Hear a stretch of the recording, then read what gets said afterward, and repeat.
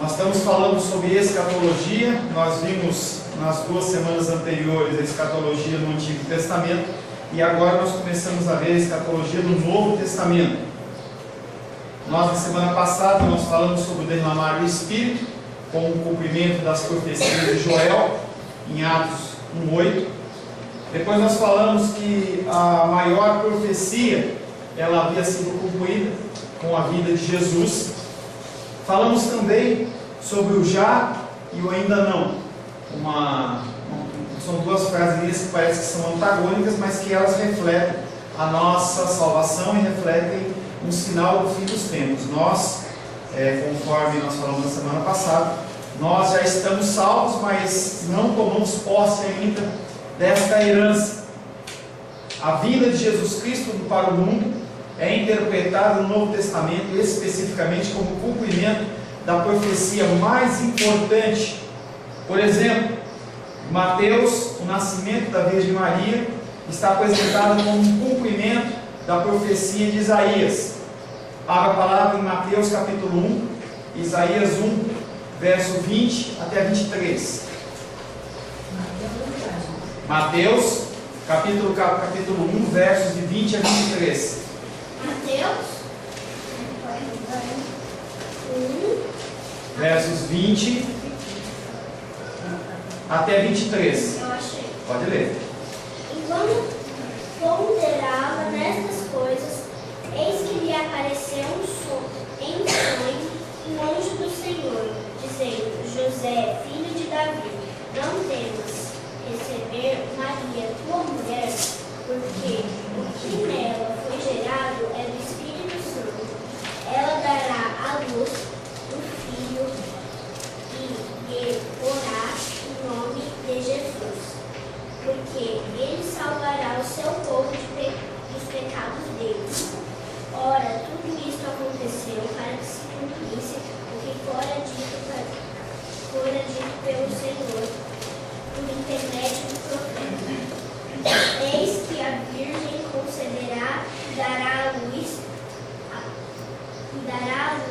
um filho, e ele chamará pelo nome Emanuel, que quer dizer Deus conosco. Essa palavra de Mateus, que é proferida em Mateus capítulo 1, versos 20 até 23, é o cumprimento de uma profecia de Isaías, não 10 anos antes, não 20, não 50, não 100, mas 700 anos antes.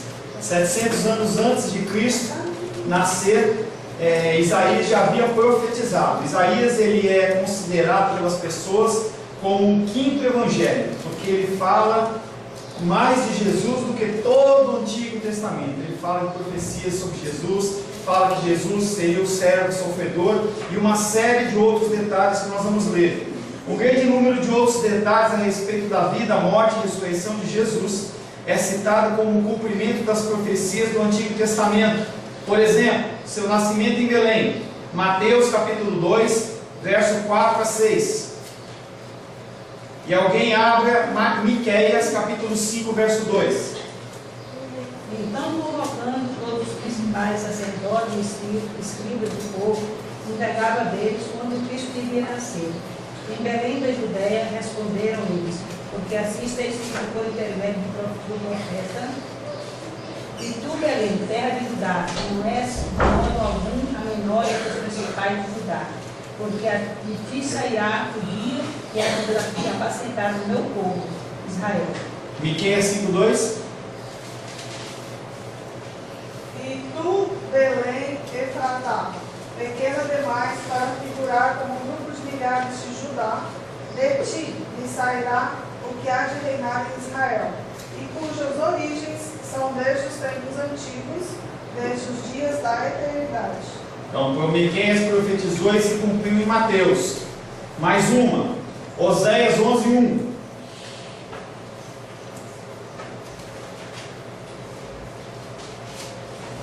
Tudo isso é escatologia. É o cumprimento das coisas que elas vão se cumprindo nos dias de hoje, nos dias anteriores, na época de Jesus também. Oséias 11:1. Quando Israel era menino, eu o amei, e do Egito chamei o meu filho. Está falando sobre a fuga de Jesus para o Egito, que se cumpriu em Mateus capítulo 2, verso 14 e 15. Está lá, Guilherme. Mateus 2, 14 e 15. Mateus? Capítulo 2, versos 14 e 15. Estão com sono, né? Pode. Expondo-se, ele tomou de noite o menino e sua mãe e partiu para o Egito. E aí, 14 e 15, pode falar. E lá ficou até a morte de Herodes, para que se cumprisse fora dito pelo Senhor por intermédio do profeta. Do Egito chamei meu filho. Mais uma profecia. A entrada triunfal de Jesus em Jerusalém. Zacarias 9:9.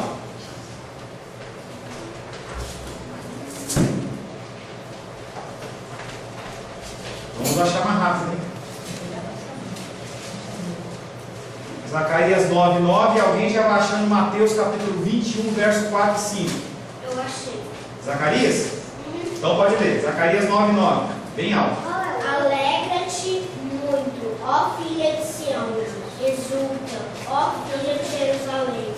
Eis aí te vem o teu rei, justo e salvador, humilde, montado em um jumento. Mateus 21, capítulo 21, verso 4 e 5. Tá bom, tá bom até. Um jumentinho cria de jumento. Mateus 21, verso 4 e 5. Pode. Bem altão. Ora, isso aconteceu para se cumprir o que foi dito por intermediário do profeta.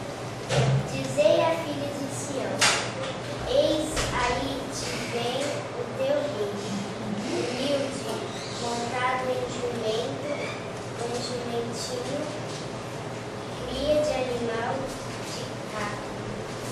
Então vocês estão vendo que as profecias a respeito de Jesus, elas foram todas elas feitas no Antigo Testamento com o objetivo de elas irem se cumprindo. E no caso elas se cumpriram na vida de Jesus no Novo Testamento. Tem outras opções que a gente não vai ler, vocês estão muito com sono. Então ele foi pregado na cruz.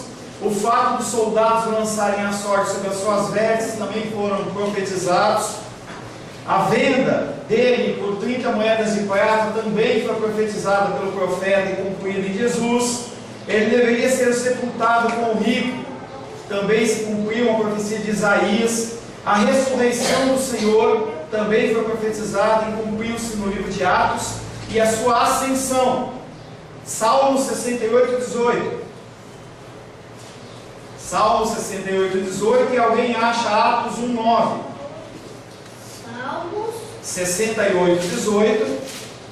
E outra pessoa acha Atos 1, 9. Subiste às alturas, e levaste cativo o cativeiro, recebeste homem folgado, mas até mesmo rebeldes, para que o Senhor Deus habite no meio deles. Atos 1:9. Vistas estas palavras, foi Jesus elevado às alturas. À vista deles, uma nuvem o encobriu com os seus olhos. Tudo que é profetizado, tudo que acontece é porque foi profetizado. Nós estamos estudando Josué é cumprimento de Deuteronômio. Tudo que é mandado, nada acontece simplesmente que a pessoa quer fazer. Tudo tem um comando e aí a gente faz conforme a vontade do Senhor. Isso é o mandamento do cristão. Isso é a ordem para nós. Nós não agimos segundo a nossa vontade. A partir do momento em que nós entramos no reino de Deus, nós deixamos de ter vontade para nós seguirmos a vontade do Senhor. É por isso que ele vai mostrando que todos os atos, tudo que vem acontecendo, são profecias que já aconteceram, entendeu? Elas vêm se cumprindo. E no Novo Testamento, diferente do Antigo Testamento, a gente vê muito mais as profecias se cumprindo. Quando a gente vê rumores de guerra, quando a gente vê doenças, enfermidades, as pessoas morrendo, são todas profecias para a preparação da vinda de Cristo na segunda volta. Abre a palavra de Deus em 1 Pedro, capítulo 3, verso 18. 1 Pedro 3, 18.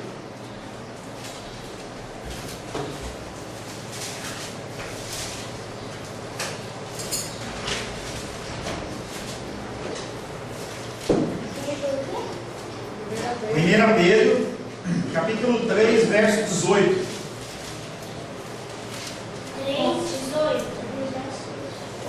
efeito, também Cristo sofreu pelos pecados, uma vez por todas, ele, o justo pelos injustos, a fim de nos apresentar a Deus. Ele, justificado em sua carne, mas restituído à vida segundo o Espírito. Amém?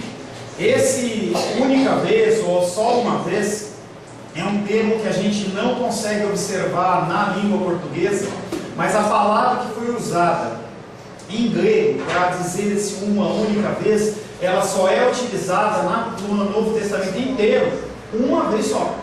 Uma palavra especial para dar valor e dar sentido para o sacrifício de Cristo.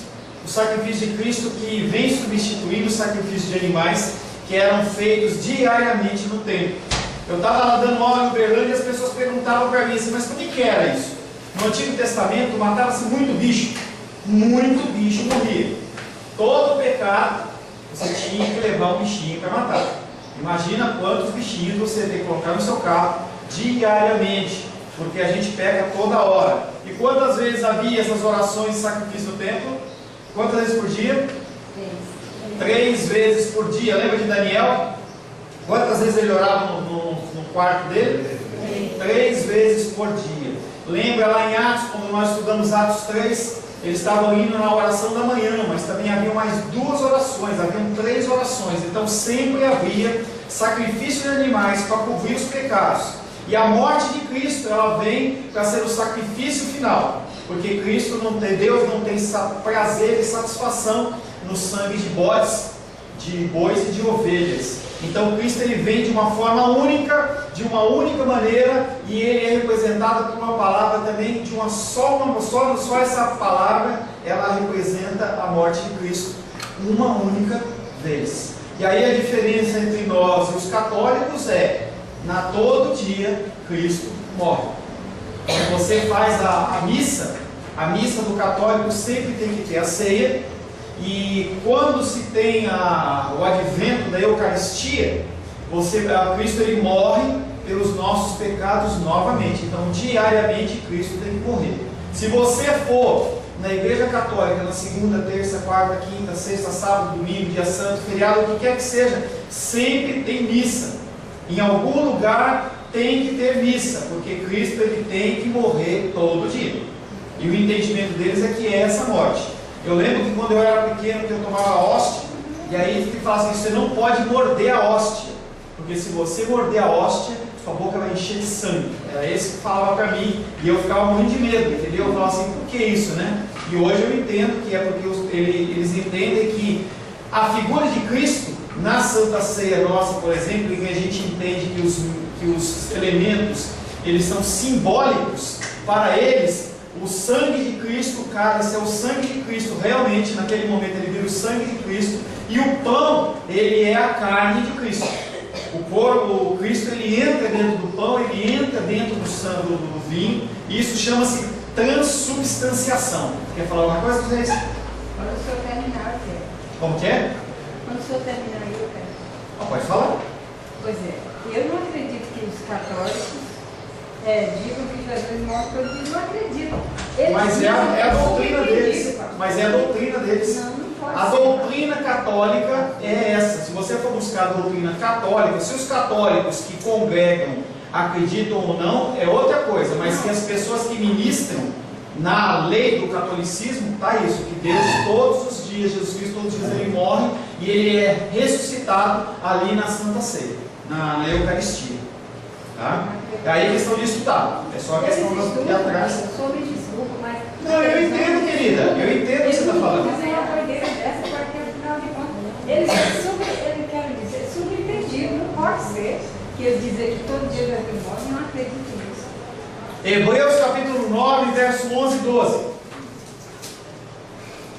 Hebreus 9, versos 11 e 12.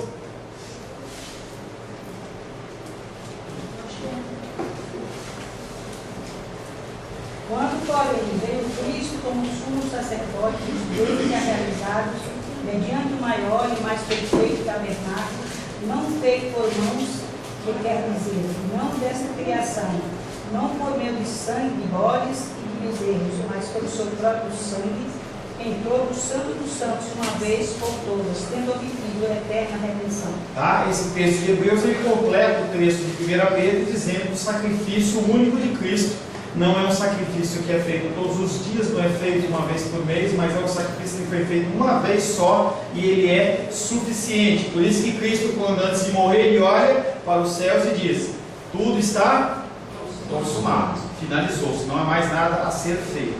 Em Hebreus 10:10, abre aí, Hebreus 10:10.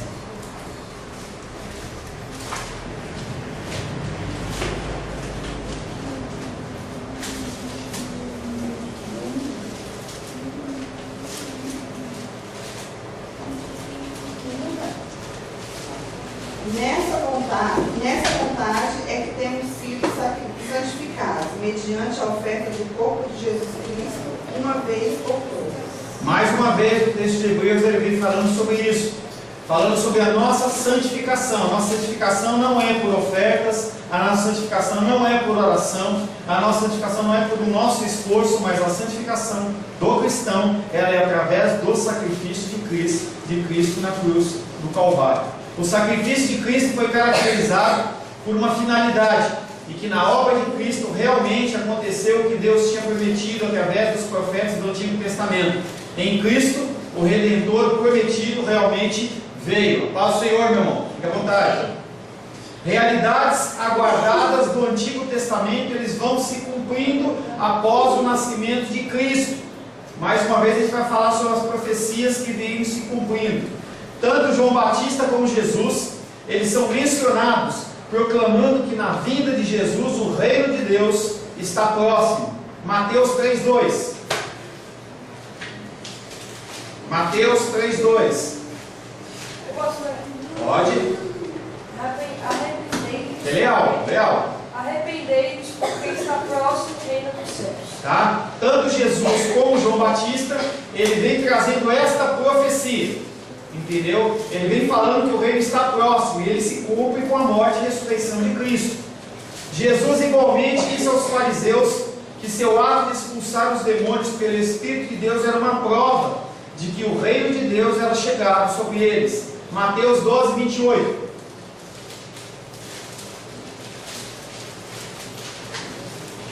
Mateus 12:28. Pode ler? Pode. Se, porém, sou expulso demônios pelo Espírito de Deus, certamente é chegado o reino de Deus sobre vós. Tá? Cumprimento da palavra do Senhor. Uma vez que a vinda do reino de Deus, como já vimos, era um dos aspectos da esperança escatológica do Antigo Testamento, vemos mais essa profecia cumprida em Cristo. Na pessoa de Cristo, o reino prometido tinha vindo, embora também haverá de haver uma consumação final desse reino no futuro. O reino de Deus já veio? Veio, mas ainda não veio. É aquilo que a gente falou na semana passada, parece que é confuso. O reino de Deus ele já veio através de Cristo, mas ele não está na sua integralidade. Com a vinda do Senhor Jesus, na segunda vinda dele, aí o reino do Senhor ele vai ser implantado, em especial a partir do milênio, quando Satanás e suas ordens eles forem destruídas. Eu sei que o pessoal está morrendo de vontade de chegar nessa parte, mas vai demorar mais um pouquinho, tá? O Gabriel está louco para chegar nessa parte, né, Gabriel? Para chegar, o que vai acontecer? Tá? Mas primeiro a gente precisa construir todo o pensamento para a gente, quando chegar lá, a gente entender o que está sendo falado. Os escritores do Novo Testamento estão conscientes que eles estão vivendo os últimos dias. É uma pergunta para você: os judeus eles conheciam a palavra de Deus? Sim ou não? Sim. Sim. Não só conheciam, como uma grande parte sabia de cor.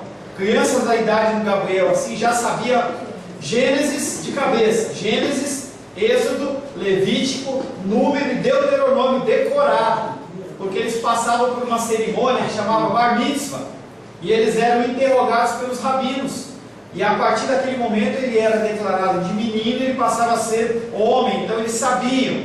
E por que eles não entendiam esses sinais? Pergunto para vocês: por que o povo de Israel não entendia? Nós lemos algumas das profecias, até os reis magos, lembra dos reis magos? Nós estamos chegando no Natal. Os reis magos eles vêm porque eles veem o cumprimento das profecias e eles vão até Belém porque eles querem saber onde está o rei que está para nascer. E eles devem ter ficado espantados. Como é que nós, não sendo judeus, sabemos que o rei está para nascer? Nós estamos vindo trazer para ele ouro, incenso e mirra, em adoração a ele, e vocês não sabem. Por quê? O que vocês acham? Deus não quis. Porque Deus não quis, o que mais? Dureza do coração. E quem endureceu o coração? Você vai. O próprio Deus. Para quê? Já podia estudar. Porque se Jesus Cristo, ele vinha, os judeus na sua integralidade o aceitassem, como que eu e vocês ficariam? Nós somos gentios, a gente não é judeu. Então faz tudo parte do plano da criação do Senhor. Da mesma maneira que o coração deles foi endurecido lá no Egito, o faraó teve o coração endurecido. Se você lembrar, o faraó que chegou um momento que ele falou assim: vamos libertar esse povo. O povo olhava, os magos olhavam e falavam assim, a partir da praga dos piolhos, e falavam assim: olha, isso é dedo de Deus. Faraó, libera. Aí começou aquela chuva de granizo, começou a morrer os animais. Eles começaram a falar: Faraó, até quando você vai deixar esse povo aqui? Vai destruir todo o Egito. E o coração do faraó, quando ia tendendo a amolecer, a palavra de Deus diz: e endureceu o coração de Faraó. Então o coração dos judeus ele foi como que endurecido. A palavra de Deus fala, Jesus diz que eles falam em parábolas, porque senão as pessoas que ouvirem irão se converter e creiam. Não era tempo.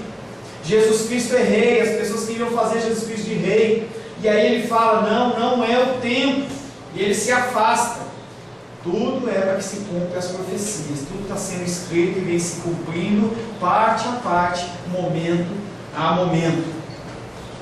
Os escritores do Novo Testamento estão conscientes de que eles estão vivendo os últimos dias. Isto é especialmente declarado por Pedro em seu grande sermão no dia de Pentecostes. Já falamos sobre isso, quando ele cita a seguinte profecia de Joel, Atos capítulo 2, Atos 2, versos de 15 a 17.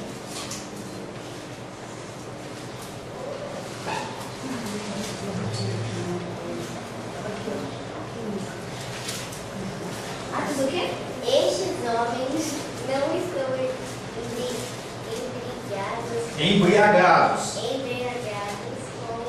com vinho. Mais altinho, mais alto, mais alto. Estes homens não estão embriagados como vinho dispensado, sendo esta a terceira hora do dia. E até aqui.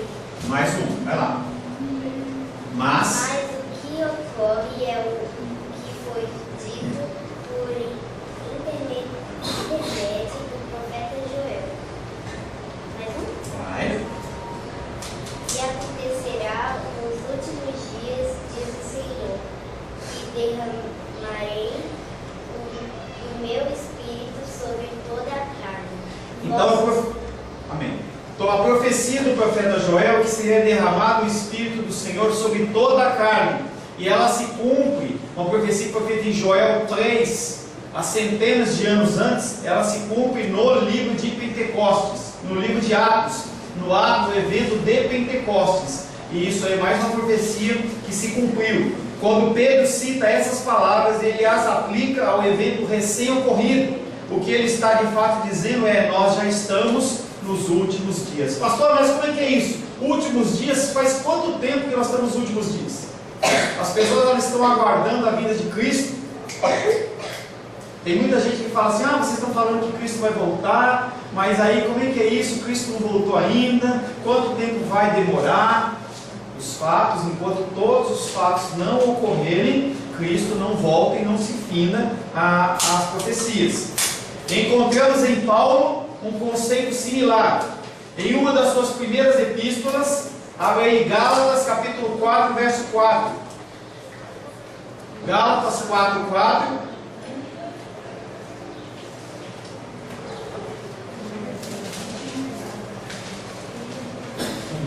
Mas ao chegar a plenitude dos tempos, Deus enviou o seu filho, nascido de mulher e sujeito à lei. Em Gálatas 4,4 ele indica que Jesus veio ao mundo na plenitude dos tempos. O apóstolo Paulo está dizendo que já está feita a coisa, é o já e ainda não que a gente falou na semana passada. Quando Paulo declara que Cristo apareceu na plenitude do tempo, ele está falando que o grande ponto central da história ele chegou. Tanto é mais importante, tanto ele é central, que tanto budista, tanto muçulmano, seja qualquer outra religião, nós temos antes de Cristo e depois de Cristo. Exceto os judeus, que eles continuam correndo, o calendário dele deve estar no ano 5.000, 6.000, sei lá quanto está. Eles continuam andando, não pararam no nascimento de Jesus. Mas todo o resto do mundo, ele tem antes de Cristo e tem depois de Cristo. É o marco central disso. Embora tais palavras não excluam uma futura consumação da história do fim dos tempos, elas certamente estão ensinando que, da perspectiva do Antigo Testamento, a era do Novo Testamento é o tempo do cumprimento. Então, no Antigo Testamento há a profecia e no Novo Testamento ela se cumpre. Naquela época do Antigo Testamento, o Espírito Santo ele ficava na terra?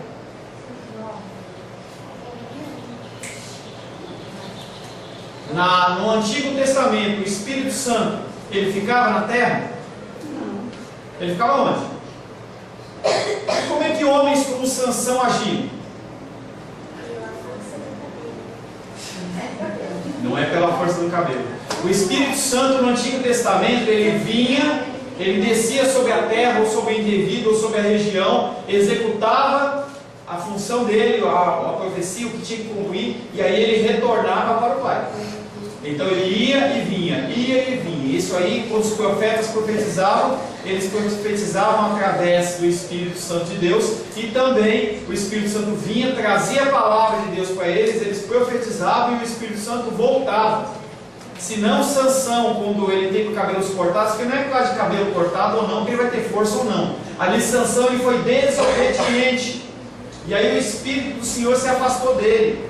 Da mesma maneira que Saul ele foi ungido como rei, o Espírito Santo de Deus estava sobre Saul, mas aí Saul pecou, Saul ele se afastou dos caminhos do Senhor, e aí o Espírito Santo de Deus ele se afastou dele. E aí qual que era a única tranquilidade que Davi tinha? Que Saul tinha, quando Davi vinha como um novo ungido de Deus, e aí ele tocava a harpa dele, e aí o espírito dele se acalmava. O espírito maligno que estava atrapalhando Saul, ele se afastava, porque onde há luz, não permanecem as trevas. O autor de Hebreus expressa o mesmo pensamento ao contrastar Cristo como sumo sacerdote do Antigo Testamento, que ano após ano tinha de entrar no santo lugar. Uma vez por ano, o sumo sacerdote ele tinha que ir no Santo dos Santos, pedir perdão pelo Senhor, pelos pecados do povo, independente dos sacrifícios. Ali ele recebia instruções do Altíssimo e ele saía. Uma vez por ano, o sumo sacerdote ia fazer isso. Nós, a partir do advento da morte e ressurreição de Cristo, nós temos liberdade de irmos ao Pai através de Cristo todos os dias, todas as horas, e muitas vezes nós não usamos dessa benesse. A gente não usa disso. Você usa isso? Você hoje já orou ao Senhor? Quando você acordou, você agradeceu a Deus pelo seu dia que você nasceu, você está vivo ainda? Você falou bom dia para Deus? Você falou bom dia para o Espírito Santo? Você falou bom dia para Jesus? Você passou batido. É engraçado que a gente, quando está com dificuldade, a gente lembra de Deus.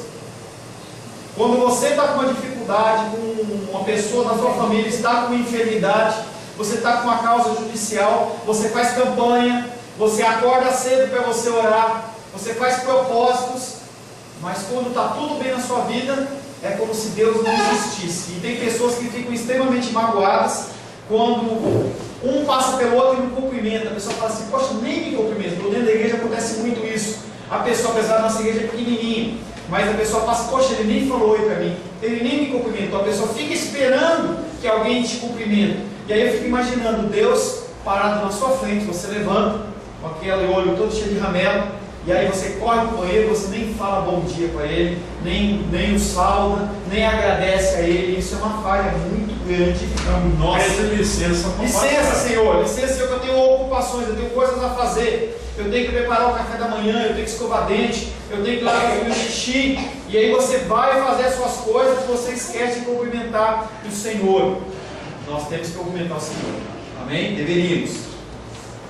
Cristo assim continua o autor e imensamente superior a esses sacerdotes, uma vez que Ao se cumprirem os tempos, ele se manifestou uma vez por todas para aniquilar pelo seu sacrifício o pecado. Hebreus, capítulo 9, verso 26.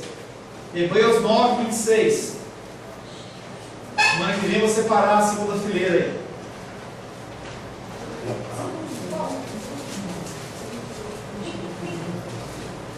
Vou separar vocês. Hebreus 9, 26. Dou-lhe uma. Ora, neste caso, seria necessário que ele tivesse sofrido muitas vezes desde a fundação do mundo. Agora, porém, ao se cumprirem os tempos, se manifestou uma vez por todas para aniquilar pelo sacrifício de si mesmo o pecado. Pergunta: quando que foi feita a morte e ressurreição de Cristo?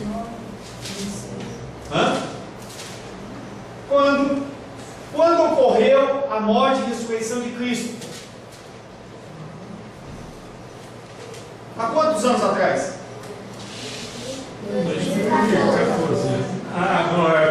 Menos 33. Muito mais que isso. Eis o Cordeiro de Deus que tira o pecado do mundo, que foi morto e imolado antes da fundação do mundo. Foi a primeira profecia do já ainda não. Já se cumpriu lá na eternidade, mas para nós, ela se cumpriu fisicamente de direito, né, você não de direito, há 2014 anos atrás, menos os 33 anos de vida dele. Tá? Então, a Cristo, ele já morreu antes da fundação do mundo. Lê de novo Hebreus 9, 26, por favor.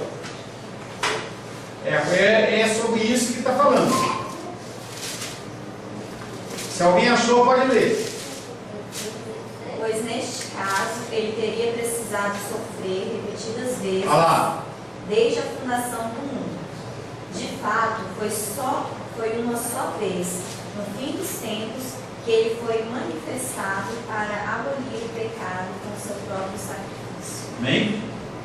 Comparando com o papel provisório dos sacerdotes, a Epístola dos Hebreus vê o surgimento de Cristo em termos do cumprimento escatológico de caráter final. De fato, foi assumida a herança foi tomada posse naquele dia. As epístolas de João são normalmente consideradas como pertencendo aos últimos escritos do Novo Testamento, junto com o Apocalipse. Aqui também encontramos uma compreensão da era do Novo Testamento, como sendo de cumprimento escatológico. Entretanto, ao invés de usar a expressão os últimos dias, o apóstolo João ele muda e ele fala: filhinhos, já é a última hora, e como vistes que vem o anticristo, também agora muitos anticristos têm surgido, pelo que conhecemos que é a última hora. 1 João 2,18. Quem é o anticristo? Pergunta para você. Quem é o anticristo?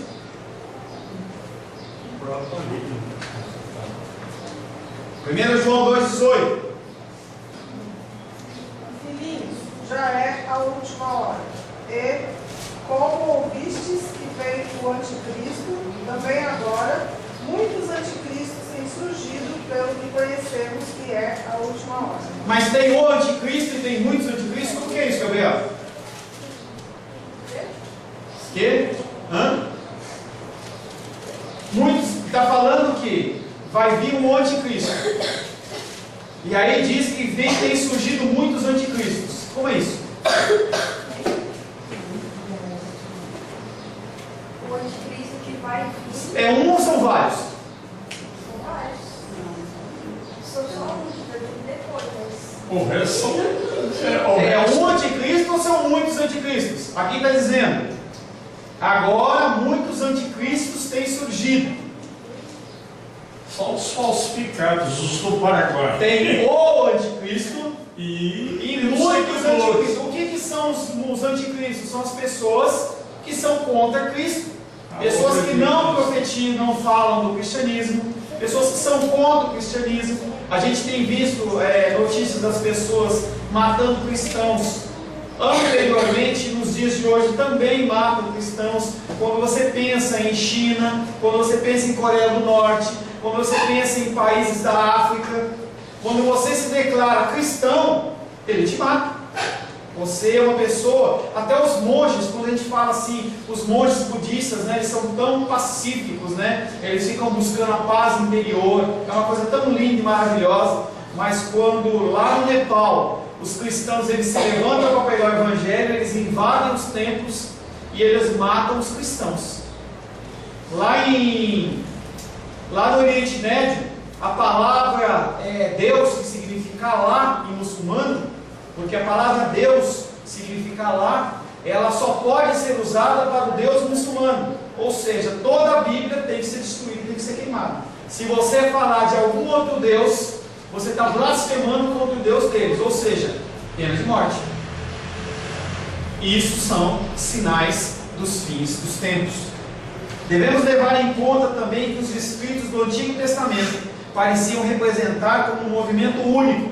Deve agora ser reconhecido como envolvendo dois estágios. Primeiro nós temos a era messiânica, que é a era do nascimento de Cristo, do advento de Cristo, da morte e ressurreição de Cristo, e depois a era vindoura, onde Cristo ele vai vir para cumprir e tomar posse do seu reino na terra. Amém?